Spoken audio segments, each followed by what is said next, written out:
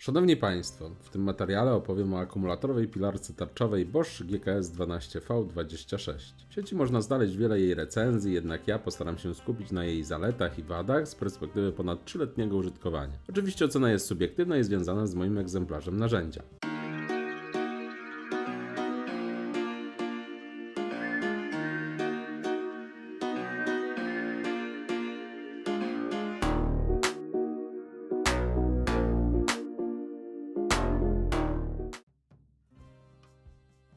Po pierwsze rozmiar. Pilarka jest mała i lekka, co jest według mnie zaletą, gdyż wygodnie się nią operuje, a długa praca nie jest uciążliwa. Oczywiście mały rozmiar urządzenia przejawia się też małymi wymiarami podstawy.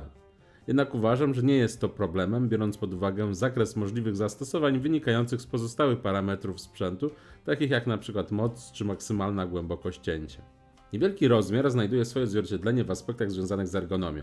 Zacznijmy od uchwytu. Ten jest ustawiony praktycznie równolegle do podstawy, co, chociaż odbiega od typowych rozwiązań, nigdy nie było dla mnie zbytnio odczuwalne.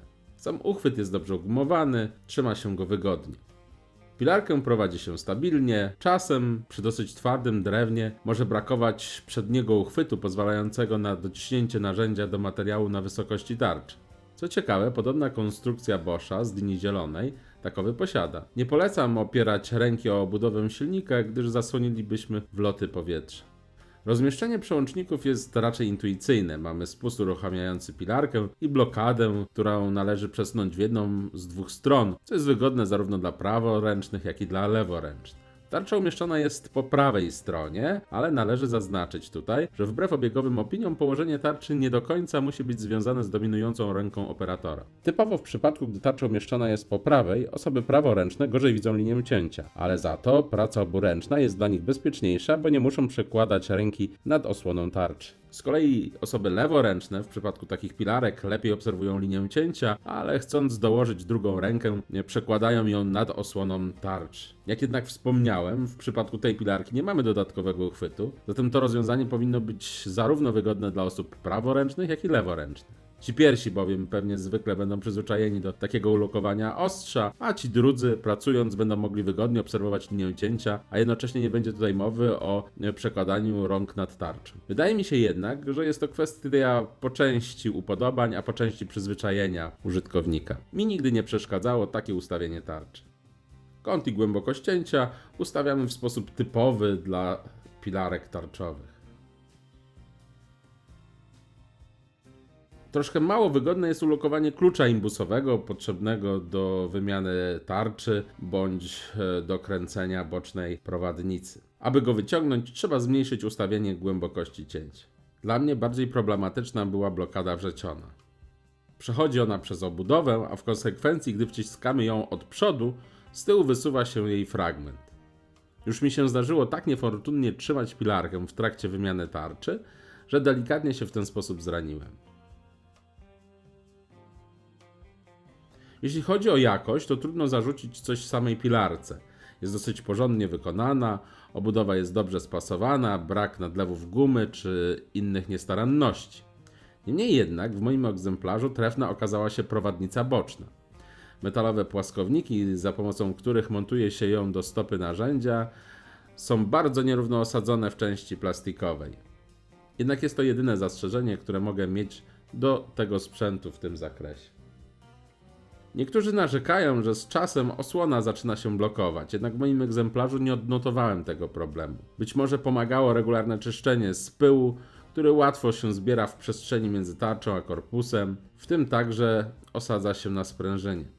No to teraz pewnie najważniejsze pytanie, czy 12V akumulatory dostarczają takiemu narzędziu wystarczająco dużo mocy? Można szacować, że baterie tej klasy oparte o ogniwa 18650 zbudowane na dwóch równolegle połączonych modułach, czyli takie jak 4 i 6 Ah akumulatory w przypadku Boscha, są w stanie dostarczyć około 550 W mocy wejściowej. Niestety ta nienowa już konstrukcja wyposażona jest w silnik szczotkowy, a zatem jego sprawność, a co za tym idzie możliwość przełożenia mocy elektrycznej na mechaniczną, jest mniejsza niż byłoby to w przypadku tzw. bezszczotkowców. Warto zauważyć, że maksymalna szybkość obrotowa wynosi tylko 1400 obrotów na minutę, a to oznacza, że jest to około 3-krotnie niższa od typowych 20V odpowiedników, nawet biorąc pod uwagę, że akumulatory 12V dostarczają o około 40% mniej mocy, to znaczy, że ta pilarka może osiągnąć wyższy moment siły, a co przy stosunkowo małej tarczy przejawiać się może większymi siłami skrawania. W konsekwencji, nawet jeśli jest to wolne narzędzie, to daje sobie radę z cięciem twardego drewna, nawet egzotycznego.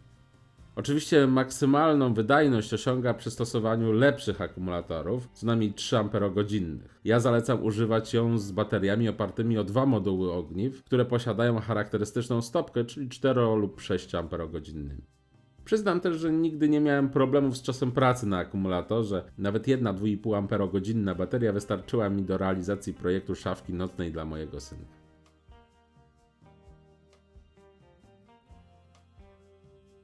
A teraz druga kluczowa sprawa, czyli kąty i zakres cięcia.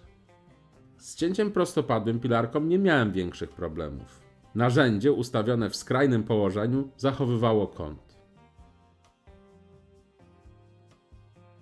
Gorzej sprawa miała się przy kącie 45 stopni. Tak naprawdę w dokumentacji pilarki nie znalazłem informacji, jaki jest maksymalny zakres ustawienia kąta, ale przyjmuję, że wynosi on 45 stopni. Niemniej jednak pilarka wychylona maksymalnie w skrajną pozycję tnie pod kątem ciut większym niż 45 stopni.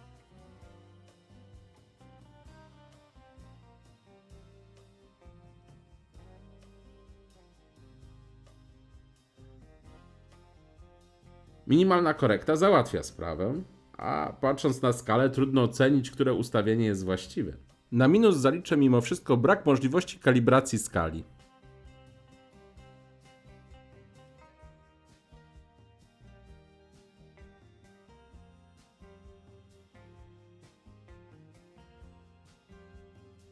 Oczywiście skala do ustawiania głębokości też nie jest bardzo dokładna, ale ja wysunięcie tarczy ustawiam najczęściej przy ciętym materiale.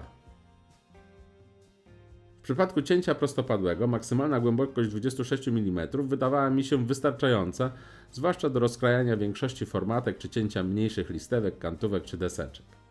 Gorzej według mnie wypada sprawa przy cięciu pod kątem 45 stopni. W takim przypadku maksymalnie jesteśmy w stanie na raz przeciąć materiał o grubości do 17 mm, a to oznacza, że nie przetniemy w ten sposób formatek o grubości 18 mm. Być może taki rozkrój nie jest częsty, jednak zdarzyło się, że brakowało mi tej możliwości. Kiedy ponad 3 lata temu zaczynałem używać tej pilarki, narzekałem na dostępność tarcz. Trudno było bowiem kupić takie o średnicy 85 mm z otworem o średnicy 15 mm. Obecnie wybór jest znacznie większy. Można dostać takie tarcze o większej lub mniejszej liczbie zębów. Dostępne są zarówno budżetowe rozwiązania takich marek jak Parkside czy Silverline, ale również można znaleźć tarcze od Makity czy CMT. Mnie jednak najbardziej ucieszyło pojawienie się tarcz o takim rozmiarze w ofercie firmy Globus. Cięcie modelem tarczy z 80 zębami nie zostawia praktycznie żadnych śladów na laminowanej płycie wiórowej czy sklejce.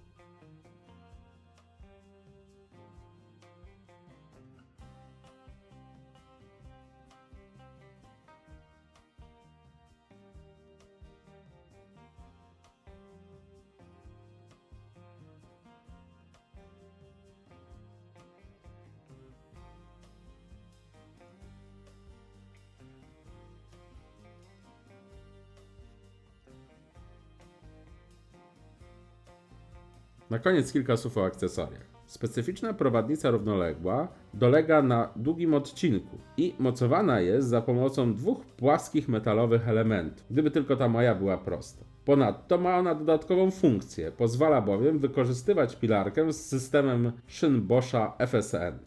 Pomijając kwestie finansowe, dobrze, że jest taka możliwość.